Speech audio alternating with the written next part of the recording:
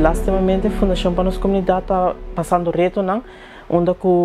nós agora reportar, onde tem pessoa está buscando diferentes fundos,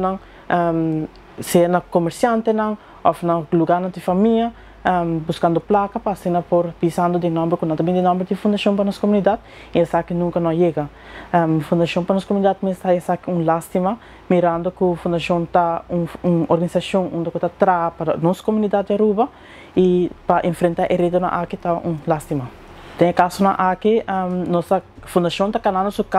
passo na legal cabo, onde nossa base está onderzoek e pessoa na aqui para que não está e que torna a pedir para assinar a fundação por tomar seus next step. No caso de investigação, nós estamos papiando de board member, com a diretora, também está o caso roupa de cerca para assinar por chegar e caminhar na legal. Ou tem algum mensagem para a nossa comunidade que se não mira algo estranho ou uma pessoa que está sendo acto aqui,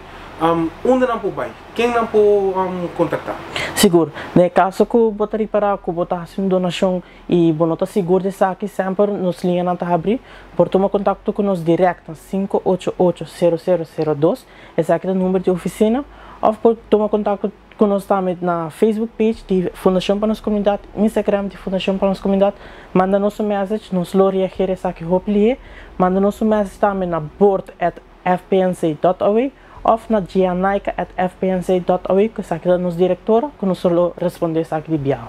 Na primeira coisa, a Fundação para a Nossa Comunidade quer agradecer a todos os comerciantes de coração danke para confiar em Fundação e organização e único Food Bank de Aruba, onde nos ajuda e cliente com paquete de comida. Também a Fundação para a Nossa Comunidade deseja